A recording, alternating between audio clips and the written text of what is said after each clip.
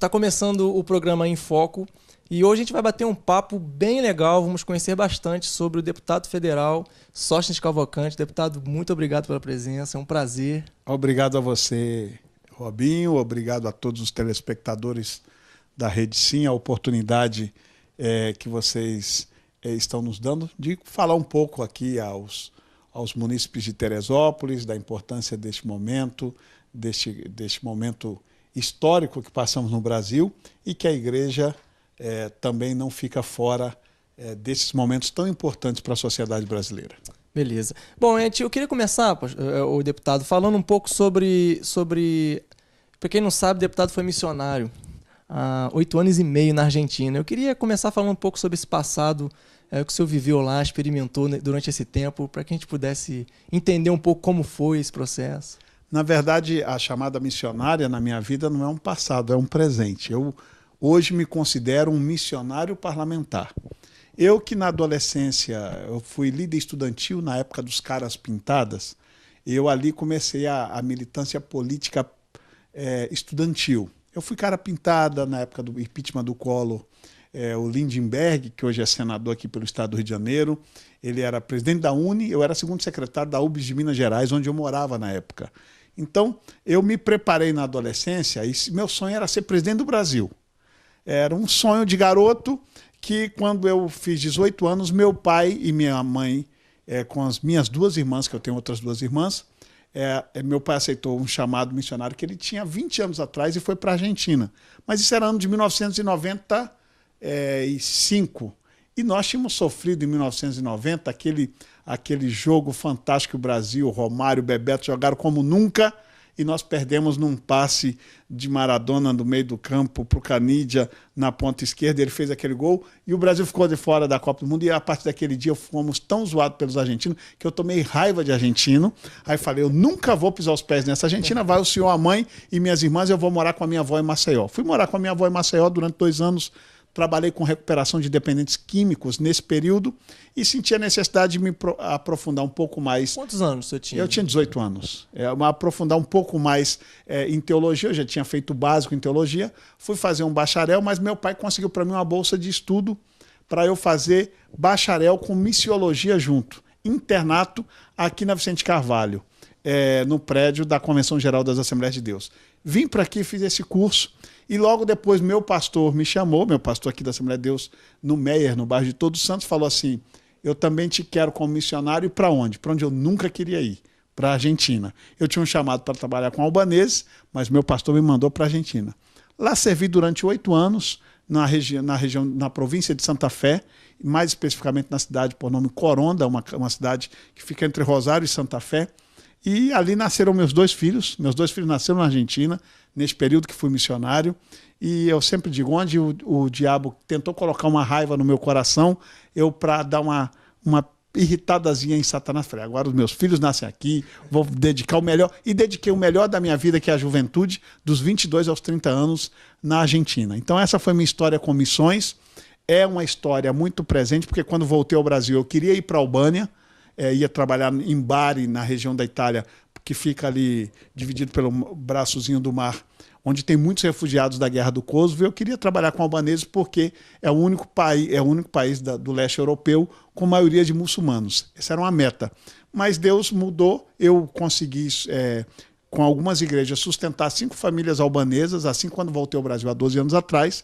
Foi quando eu conheci aí o pastor Samuel Câmara, fiz política eclesiástica, saí da política estudantil, fiquei como pastor missionário um bom tempo, aí migrei para a política eclesiástica, que é a Convenção Geral das Assembleias de Deus, tem eleições antes era a cada 2 anos, agora a cada 4, coordenei a campanha do pastor Samuel Câmara, quando conheci o pastor Silas Malafaia, a quem hoje pertenço à igreja e o ministério da Associação Vitória em Cristo já há vários anos. E como que surgiu o interesse da vida pública? Como que ela aconteceu nesse... Porque a vida pública já estava, né? O senhor já... Estava amortecida, eu sempre digo. Foi uma coisa da adolescência, quando eu aceitei o chamado para a vida eclesiástica, que não foi um chamado muito simples, não dá aqui para a gente contar todo em detalhes como foi, mas uma outra oportunidade a gente fala sobre isso. Eu não queria nunca me envolver com a vida eclesiástica, com pastor. Eu sou sou filho de um implantador de igrejas. Meu pai já implantou mais de 30 igrejas ao longo da sua vida. Então, eu tinha um trauma de ministério. Mas Deus tratou comigo a maneira que Deus sabe tratar com quem é carne de pescoço, como eu era, e de vez em quando ainda sou. Não sou. A gente não adianta posar de bonzinho, porque Deus sabe como trata como cada um. Ele teve que ser duro comigo, eu aceitei o chamado eclesiástico, e para mim aí a política, a vida pública tinha morrido. Eu não pretendia jamais, até porque eu sei do custo do que é estar na vida pública. Se eu já sei do custo de estar na vida eclesiástica, na pública é ainda um pouquinho pior. Porque se dizem duas coisas mal faladas, Robinho, que existe na vida, as pessoas gostam de falar muito e falar mal de pastor e de político. Hoje eu sou os dois. Imagina o que eu sofro. É verdade. Agora, como o senhor tem visto... Vou mudar um pouquinho o foco aqui. Como o senhor tem visto o atual momento do nosso país a respeito da política, que tem vivido um tempo bem delicado, né? Ao mesmo tempo, e muito aprofundado em alguns assuntos, como, por exemplo, a Lava Jato, o Mensalão, tudo isso que tem acontecido hoje. Nós estamos vendo o pior momento da história republicana da nossa política. Já vivemos golpe de 64, mas a gente sabia. O golpe de 64 estavam ali os canhões militares, as forças militares, você sabia onde estava o inimigo. Hoje não se sabe. Porque o inimigo é silencioso, é maldoso com a sociedade e o inimigo tem um nome, corrupção. E a gente não sabe onde ela está na raiz e na origem. E nós vemos hoje um judiciário muito aguerrido no combate à corrupção, mas eu não tenho receio nenhum de dizer de que a raiz, para mim, de todos os males da corrupção, que está na política, mas a raiz dela é no judiciário. Porque o dia que nós tivermos um país em que todos os juízes tiverem a mesma inspiração e seriedade de Sérgio Moro, nenhum político vai querer ser corrupto, porque sabe que vai parar na cadeia. Por que só teve agora que apareceu um Sérgio Moro para resgatar a seriedade do judiciário? Porque se sabe neste país que todo mundo que era corrupto, que praticava corrupção, crime de colarinho branco, resolvia no judiciário com dinheiro. Isso precisa ser dito e a sociedade precisa ter isso muito claro. A corrupção que hoje alastra a classe política, ela nasce num judiciário enfraquecido, num judiciário que se prostra aos corruptos e aos corruptores e nunca quis puni-los. Então nós precisamos encarar esse momento. É um momento difícil. Eu honestamente, tem dia que estou lá na Câmara, os deputados sentados, que olho para o lado, Paulo Maluf, não preciso nem dizer mais detalhes. Para o outro, um outro, e aí eu não vou nem falar os nomes dos outros, mas você se sente num covil de bandidos. É esse o sentimento de quem está lá. E eu, graças a Deus, não porque eu queira... Eu não sou o único. Acho que temos hoje na Câmara dos Deputados, eu conheço uns 35 deputados na convivência e na relação ali do dia a dia de trabalho. Eu te diria que nós temos tranquilamente uns 30% que ainda são sérios e honestos. Trabalhadores e honestos. Tem uns 30%, uns 150 de 513. É muito pouco. Mas tem gente aí que acha que todo mundo lá é igual, a sociedade hoje. Porque a grande mídia, a televisão, os rádios, só dão destaque para os corruptos, só mostram a cara deles. E aí passa para a sociedade a intenção de que todo mundo é igual. E não é todo mundo igual. Eu nunca respondi um processo judicial na vida, nem antes de estar na política, nem agora estando na política, nem processo trabalhista eu respondi na vida. Tenho uma vida limpa, assim como eu tenho outros lá. Só que você não vai me ver no Jornal Nacional falando Sóstenes Cavalcante foi pego com uma mala de 500 mil reais. Não vão ver, porque a minha vida, eu estou lá com um propósito definido, com a missão clara de fazer a diferença. Para isso fui chamado como um cristão e agora como um político. Você tem percebido que, por conta da Lava Jato, você tem fortalecido essa minoria, ou seja, tem encorajado mais os políticos, porque percebe-se que tem mudado um pouco o perfil da política no país. Está mudando a forma de se fazer política, isso vai ser mudado a partir agora da Lava Jato. O senhor percebe que isso já na Câmara dos Deputados, a conversa, ou o ambiente, melhor dizendo, já tem mudado isso lá? Em Cristo digo a verdade e não minto. Isso só vai mudar quando a sociedade brasileira mudar. Os políticos que estão lá, para eles, aquilo e nada é a mesma coisa. Quer que eu te dê uma prova? Eu não votei na chapa Dilma Temer. Por consequência, no segundo turno, eu votei Aécio. Com uma Lava Jato em pleno curso. O Aécio Neves mandando irmã e parente pegar mala de dinheiro, negociar 2 milhões com o dono de JBS, isso é a prova de que é aquilo que a gente prega. O pecado é como a lepra, que depois que você tem a chaga no corpo, até o odor já não produz mais incômodo. A corrupção é tão entranhada na vida da classe política por conta de um judiciário que sempre foi conivente com isso, que não assusta. E eu só acredito que nós vamos mudar isso se a sociedade brasileira mudar. A sociedade precisa, primeiro, entender uma coisa: não são todos iguais. Segundo, se você achar que todos são iguais, você tem que ser candidato. Você telespectador, você membro aqui da Colheita, você que é um evangélico, você que é um cristão, você que não é nada, mas é um bom cidadão e não quer que os maus estejam lá. Então você tem que ser candidato. Porque se a omissão dos bons é a velha frase de Martin Luther King, não é? O silêncio dos bons é o que acontece, o que nós estamos vendo. Então nós precisamos de gente honesta, gente de bem, gente bem intencionada para ocupar esses lugares. Porque senão, sabe o que vai acontecer? Eles aprendem que existe uma parcela importante da sociedade que chega na eleição, vende o voto.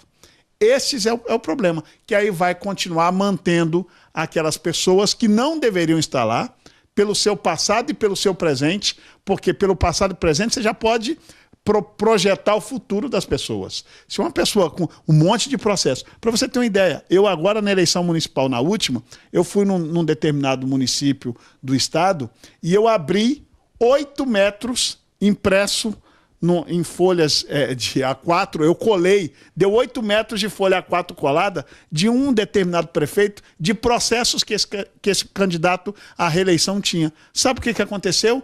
O candidato foi reeleito. Então, aonde está o problema? Está na classe política? Não, está na sociedade, porque o maior instrumento para a democracia, o maior detergente para nós fazermos asepsia nessa democracia é o voto e o voto consciente. E como você vê também as redes sociais hoje muito ativas com relação à política, ou seja, você percebe todos os dias, a todo momento, posicionamentos, movimentos se levantando.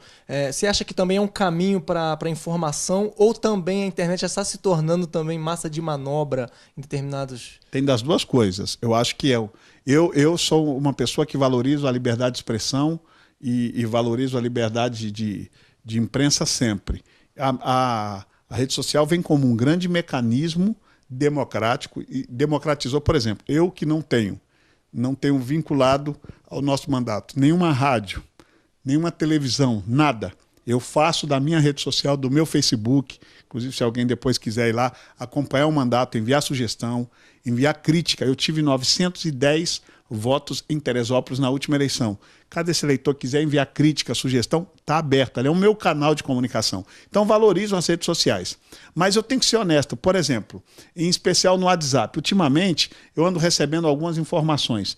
Todos conhecemos, ou a maioria de nós conhecemos, um deputado federal do estado de São Paulo chamado Tiririca. Tiririca teve 1 milhão e tantos de votos. Outro dia eu estou no meu Zap, cansei de receber ao longo do dia, Tiririca manda informar. Salário do deputado, R$35 mil. Salário do deputado, complemento de salário para deputado, R$92 mil. Aí foi colocando. Só sei que somado lá dava uns R$200 mil de contribuição para deputado. Aí colocou, deputado se aposenta com 2 mandatos. Deputado, primeiro, vamos lá, o Tiririca não sabe nem ler e escrever. Porque ele teve quase que não pôde tomar posse no primeiro mandato, porque ele tinha dificuldade até para assinar o nome. Então ele não escreveu aquele texto. A primeira mentira. Mas as pessoas no WhatsApp acreditam que aquilo é verdade, porque virou moda falar mal de político e tudo que vem ali é verdade. Segundo, a maioria das informações que constavam ali eram verdadeiras. Porque os R$92 mil que se tem é para você nomear até 25 assessores, que o salário é deles. E se algum político, porque existem muitos políticos que fazem acordo com um funcionário para devolver parte, isso é crime, isso é errado, não pode acontecer. Então, ou seja, não é salário de deputado. Outra mentira, que com 2 mandatos o deputado se aposenta, é mentira. Eu pago uma taxa, porque existe uma previdência da Câmara exclusiva, que se paga R$ 4.232 por mês, que é quase uma previdência privada, que você tem que pagar no mínimo 20 anos, eu estou falando de 5 mandatos, não 2, como estava naquela informação, e tem que ter 65 anos. Então, ou seja, as pessoas vendem a informação que for, desde que seja para falar mal de político. Então, as ferramentas de redes sociais são importantíssimas, mas você tem que ver a veracidade das informações, inclusive com sites, tá? Porque vocês sabem que hoje, agora com a Lava Jato, está se revelando. Site da Carta Capital 247 recebeu dinheiro do PT. Site, porque também, assim como tem do PT, tem da extrema-direita, site e tal. Então tem que se tomar muito cuidado. Vem certos links para a gente compartilhados ou em Facebook ou em WhatsApp. Dá uma olhadinha se o veículo de informação é sério e não é vendido. Se for desses que se vende, tome cuidado e não acredite. Há uma estatística que de 70% a 80% das notícias vinculadas na internet são mentirosas. Assim, é um volume muito grande. Elas são muito compartilhadas. O volume de compartilhamento é muito grande. Então, realmente a gente tem que procurar saber, conhecer quem está publicando aquela notícia, para você também, quando compartilhar a verdade. Porque então você é conivente com uma mentira, mesmo que seja involuntária. Bom, a gente vai para o intervalo e já a gente volta aqui com mais um papo bem legal que a gente está tendo aqui, bem agradável com o deputado Sóstenes Cavalcante. Não sai daí que a gente volta com o Em Foco. A Unisport é a loja que oferece os melhores produtos de performance esportiva para os atletas profissionais, amadores e também quem procura estilo e conforto. As principais marcas do esporte estão presentes nos calçados, vestuário e também acessórios para futebol, corrida, academia, montanha, pilates, basquete, tênis e também crossfit. Temos também a linha casual que combina com seu dia a dia. Nossa loja fica na Calçada da Fama, número 162, Várzea. Telefone 27420775. Unisport, o melhor do esporte você encontra aqui.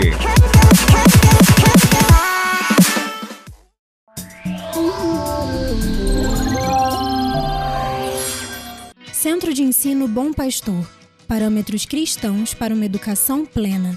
Do maternal até o Fundamental 2, o Centro de Ensino Bom Pastor é uma escola confessional cristã que preza pelos princípios bíblicos na sua rotina acadêmica. Tem desenvolvido seu trabalho desde 2008, levando aos alunos educação de qualidade, valores, interação, amizade e outros aspectos importantes para o seu desenvolvimento. Quer conhecer nossa metodologia? Participe de nossas oficinas. Educação cristã para um futuro melhor. Matrículas abertas. Rua Prefeito Sebastião Teixeira, 336, Várzea. Telefone 021 2742 0506. Curta nossa página facebook.com/Centro de Ensino Bom Pastor.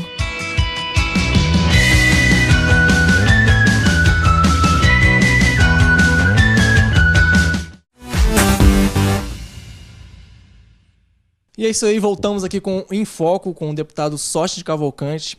E eu queria que você assistisse um vídeo, ele é um vídeo de um site que não tem ligação alguma com nenhum partido político. Ele fala sobre ranqueamento dos políticos do nosso país. Dá uma olhadinha aí. A única forma de consertar o Brasil é eu, você, todo mundo votar nos bons políticos e parar de votar nos ruins. Simples assim. Você não precisa levantar um dedo nem sair da sua rotina atual. O problema disso é como escolher.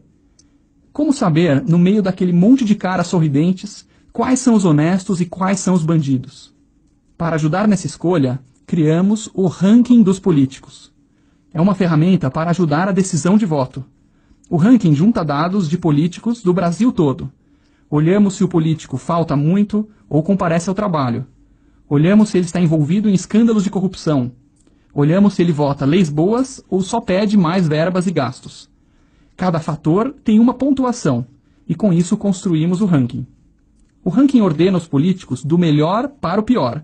Ordena também por estado ou cidade, para ficar mais fácil você escolher. Essa iniciativa não pertence a nenhum partido ou grupo de interesse. Nosso objetivo é ajudar as pessoas a votar melhor. Se juntarmos milhões de cidadãos, votarmos nos bons e pararmos de votar nos ruins, colocaremos os bandidos da política para fora e ajudaremos o Brasil a melhorar.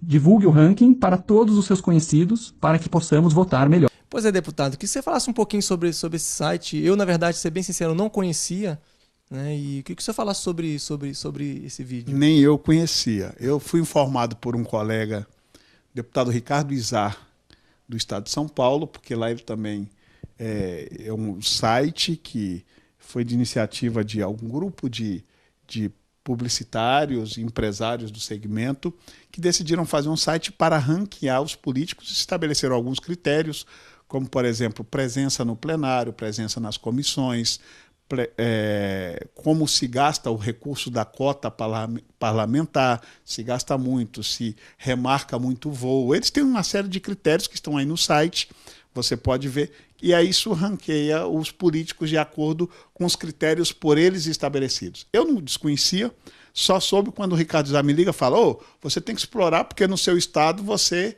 está em primeiro lugar no ranking dos parlamentares, e eu não sabia, fui visitar o site, analisei, achei interessante.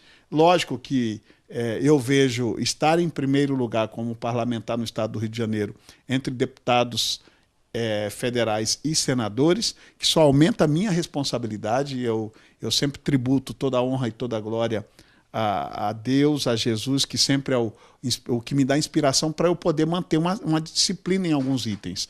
Tal como eu sou o único deputado do estado do Rio de Janeiro, deputado federal, que mantive 100% de presença em todas as sessões no plenário da Câmara. Isso é fruto de uma assessoria minha que tem me ajudado muito nisso e da saúde que Deus tem me dado para estar presente, porque se algum dia eu estivesse doente ao longo do mandato, eu lá não estaria. Nem isso aconteceu e eu quero agradecer a Deus. Isso só me deixa um pouco mais responsável para manter a disciplina e cumprir bem meu papel. Muito bom. Bom, o deputado ele é presidente da comissão especial que trata do Estatuto da Família. Então a gente vai bater um papo agora, falar muito sobre família. E qual é o maior desafio hoje, deputado, hoje, na Câmara, a respeito da defesa da família? O que tem sido o maior desafio hoje? O maior desafio, acho que nós já começamos a vencer no ano passado, que era o governo da esquerda, o governo do PT. Que o PT fez um governo ideológico, um governo que, apesar de ter algumas virtudes, eu nunca critico 100% as pessoas. Eu acho que o PT deu, em especial no primeiro mandato do presidente Lula, alguns avanços na contribuição para questões de igualdade social, acertos importantes na economia.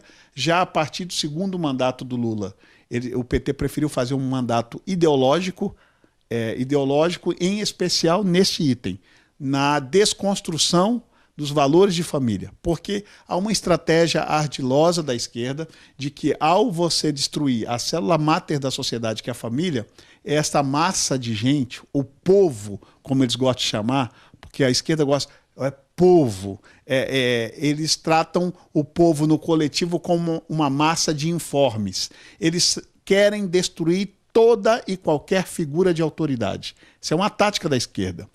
Vou dar alguns exemplos. Eles querem uma polícia desmilitarizada. Eles querem uma polícia desarmada. Eles querem, porque sabem que a polícia é uma imagem, uma figura de autoridade. Eles querem pais e mães enfraquecidos, com lei de palmada para enfraquecer. Não que eu queira pai nenhum espancando, mas querem descaracterizar a figura da autoridade. E eles sabem que os últimos redutos de autoridade na sociedade atual chama-se a igreja, e é por isso que a esquerda eles fingem ser amigo da igreja, mas são inimigos da igreja. Eles usam a igreja para seus prazeres e querem destruir a figura de pai e mãe.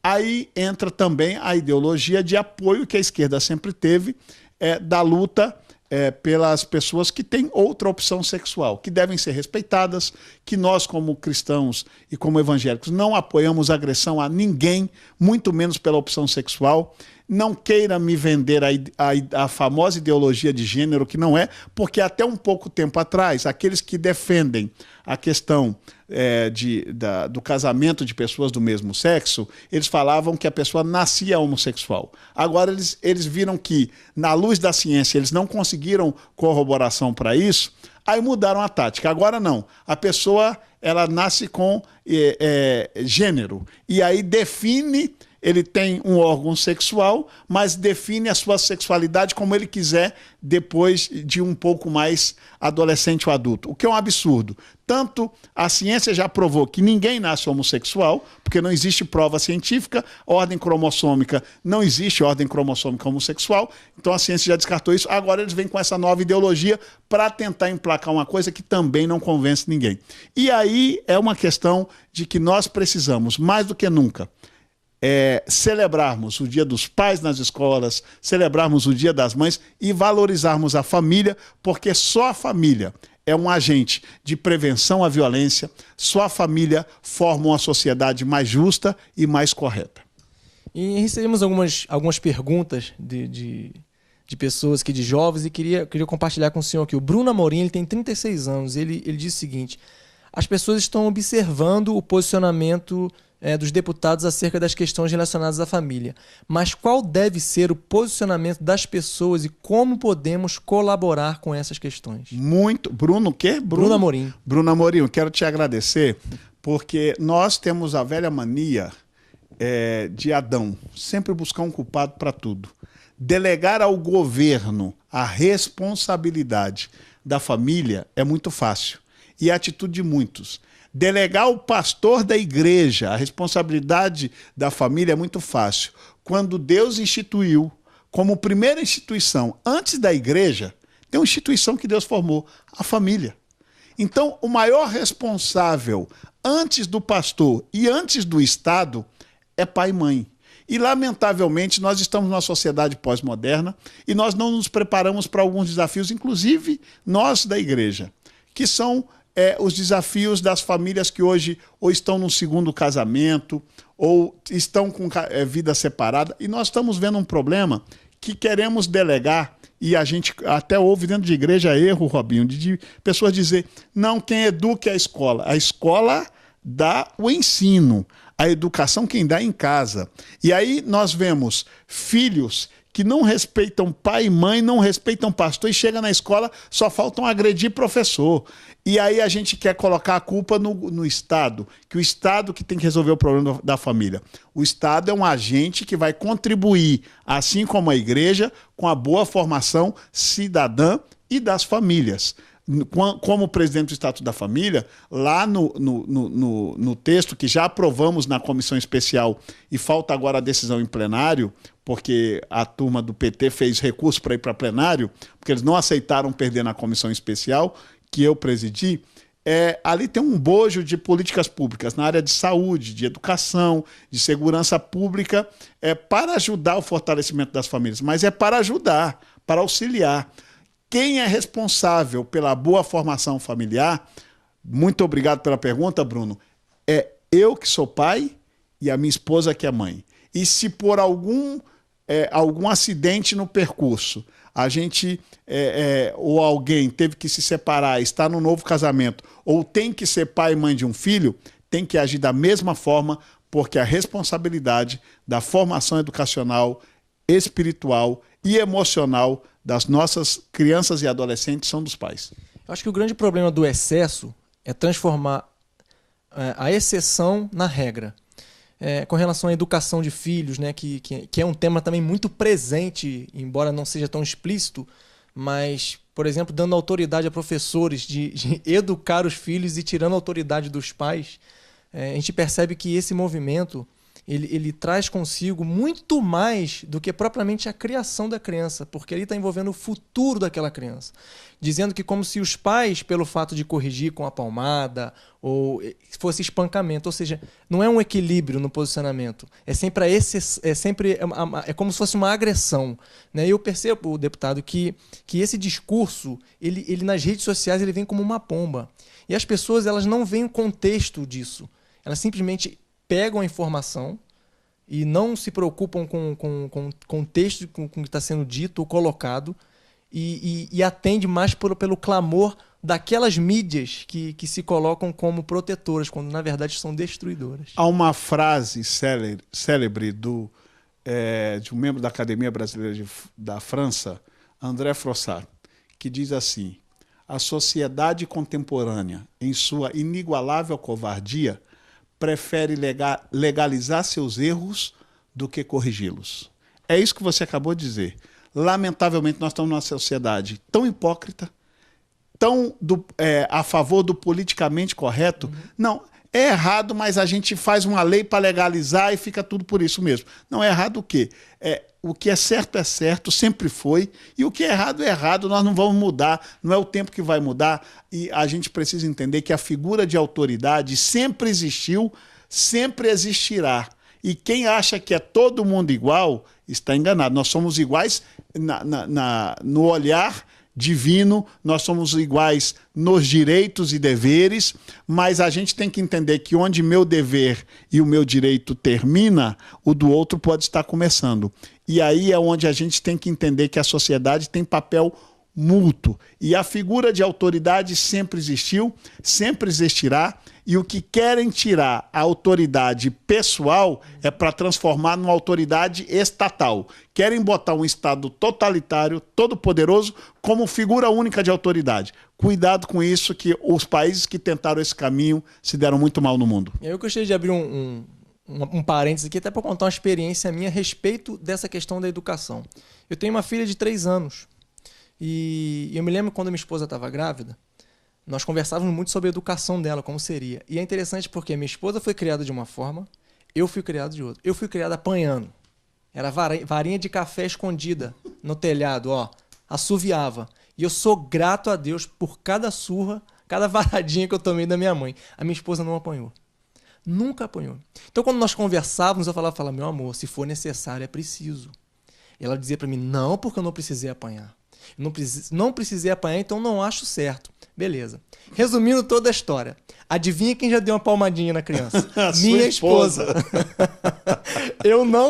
Eu ainda não dei a palmadinha. Agora, imagina qual é a mãe mais amorosa que eu conheço? Minha esposa. Então não é a questão da correção da vara. Esse excesso que eu falo, a pessoa pega a vara como se fosse um espancamento e se transformou isso. E quer transformar isso numa lei, impedindo, os pais de corrigirem, de ensinarem o filho. Porque eu sempre digo uma coisa, o nenenzinho com 1, 2 anos, não é a palmadinha na fralda, não é a dor, é a ação. Lógico. É a atitude que impõe ali o limite daquilo ali.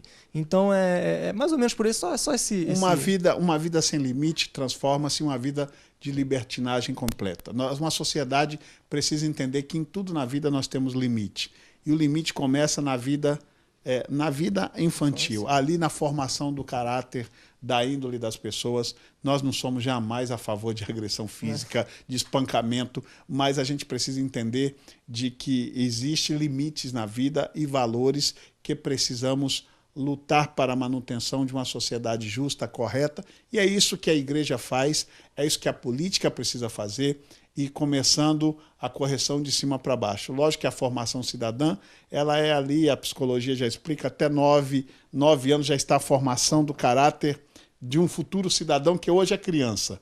Então é por isso que é importante a presença na formação educacional dos pais. Hoje os pais, que por conta da pós-modernidade estão tão distantes, né? Os dois trabalham, os dois estão no mercado de trabalho na maioria dos casos, e aí delega-se a uma babá, a alguém para cuidar da educação ao longo do dia. Quando os pais chegam, estão cansados. Isso tudo reflete muito no futuro. É por isso que eu, no meu caso, por exemplo, que tive a oportunidade de ter a mãe dos meus filhos cuidando e educando os meus filhos, eu valorizo a minha rainha, a Isléia, minha esposa, porque eu sei do valor que ela teve em desprender e não se sacrificar e atender como mãe à formação dos meus filhos. O casal que pode ter isso, e aí não é nenhum machismo, eu entendo que a figura da responsabilidade, do sustento do lar não é da mulher. Pode ela até fazê-lo, mas essa figura é do homem. E é uma figura dura nossa que nós temos que ter. Mas quando se pode, ou homem ou mulher, fazer o papel e ocupar do sustento da casa e alguém cuidar dos filhos, isso é muito salutar para a família. Verdade. Bom, voltando aqui na pauta que tem a ver também com isso, mas a respeito da educação, nós recebemos também uma mensagem aqui do Júlio Mendes. Ele tem 25 anos. Ele disse assim, embora eu já tenha visto alguns vídeos no YouTube, gostaria que o deputado falasse um pouco da escola sem partido. Uhum. Temos vivido tempos em que as crianças são manipuladas por ideologias socialistas. Eu faço parte, sou um dos membros da Comissão de Escola Sem Partido.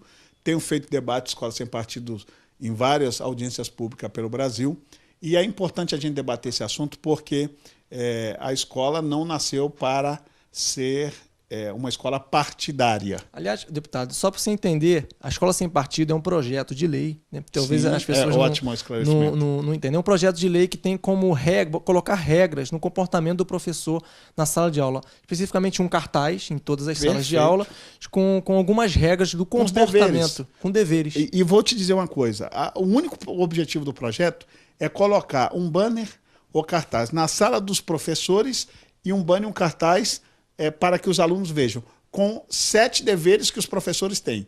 Em todas as audiências públicas na Câmara e fora, onde nós estamos fazendo nos estados, nenhum educador foi contra os 7 deveres dos professores, mas eles são contra, a maioria dos educadores são contra a gente expor o cartaz. Por quê? Aí eu pergunto, nós temos o Código de Defesa do Consumidor. Hoje, quando você vai num estabelecimento comercial, é obrigado o estabelecimento comercial colocar lá um livretinho do código. Para qualquer consumidor, se tiver dúvida, está ali o livro. Agora, na escola, que é o lugar de formação e de educação, não querem colocar. Por quê? Não será que realmente eles estão aproveitando? Porque, diferente de uma igreja, diferente de um consultório médico, diferente de qualquer lugar que eu e você, Robinho, possamos ir, a escola tem público cativo. Porque o aluno ele é obrigado a testar a frequência, ele é obrigado a estar dentro de sala de aula. E é uma desonestidade intelectual um professor lançar mão da obrigatoriedade do aluno em sala de aula para colocar sobre ele seus pensamentos políticos partidários. O professor tem o dever e é motivado, e eu também creio que é assim, do professor incentivar no aluno o pensamento crítico político, sem matiz ideológica.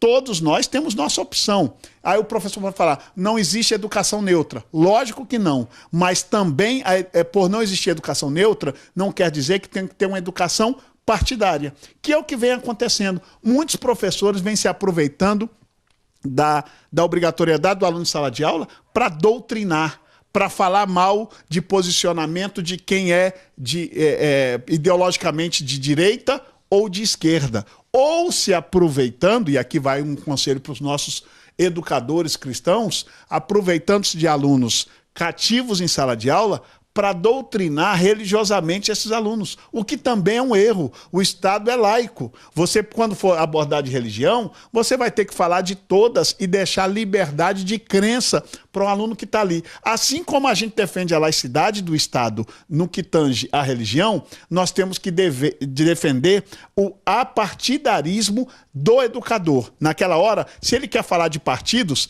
que ele fale do que é de direita, do que é de esquerda, pontos positivos e errados, do direita, do esquerda, do centro, que ele fale de todos. Agora, que ele não queira, como é muito caso, em especial, eu não tenho 100% da simpatia, tenho muita da simpatia, como por exemplo, o deputado Bolsonaro, que é extrema-direita.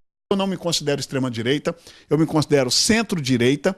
É que hoje, se uma criança, porque gosta do Bolsonaro, ou alunos que vão à universidade, faculdades, ou de, até ensino médio, que botam uma camisa de Bolsonaro e vai para a sala de aula, já temos testemunhos de que foram agredidos por gente da extrema-direita. Isso é fascismo. O mesmo fascismo que eles acusam da direita, a esquerda está produzindo hoje em dia no Brasil. Isso é lamentável. A escola não está para fazer política partidária para quem quer que seja. Lá é lugar para se ensinar a política, a boa política, as diferentes ideologias partidárias, inclusive desde que se respeite todas as ideologias partidárias, não a doutrinação, que é o que vem acontecendo em muitos casos. Beleza. Deputado, quero te agradecer. Não, eu que te agradeço, Robinho, e já falei que um programa em foco como esse, com o apresentador Robinho, daqui a pouco nós vamos botar Robson, o quê? Cunha. Cunha, Robson Cunha. Nós vamos botar o nome sobre o nome para ficar maior. É porque aqui, com esse gel todo no cabelo, eu acho que ficou muito interessante esse programa e te parabenizo. Muito obrigado por você ser uma pessoa tão descontraída, uma pessoa que tem feito tanta diferença na cidade de Teresópolis, no nosso país e até fora dele, com a sua influência, com seu sempre estilo muito despojado, alegre e cômico em alguns momentos, sendo cômico com muita sapiência, que é muito particular da sua personalidade. Parabéns, muito obrigado. Obrigado. Você pode assistir também o nosso programa, vai estar aqui as redes sociais do deputado, que você possa conhecê-lo melhor, segui-lo e abordar e questioná-lo também nas suas redes sociais. Só para te falar, Robinho, eu tenho dois projetos de lei, pelo menos que eu me lembro aqui, que foi sugestão de pessoas no inbox da minha fanpage. Entre lá, eu mesmo monitoro, tem uma equipe que monitora, lógico, mas a maioria das vezes sou eu mesmo que faço questão de entrar lá, responder. Se você puder ir na nossa fanpage, curtir, mandar comentários, elogios, não precisa não, porque normalmente não fazem isso com político. Mas pode criticar à vontade, que eu estou lá para ser cobrado e é para isso que a gente está. Muito obrigado. Então tá já. Tá aí as redes sociais do deputado. E você também pode assistir o programa Em Foco também através da nossa página no Facebook. Ela vai estar disponível aí no facebook.com/redesim21. Até a próxima, até o próximo Em Foco. Tá joia, gente? Fica na paz.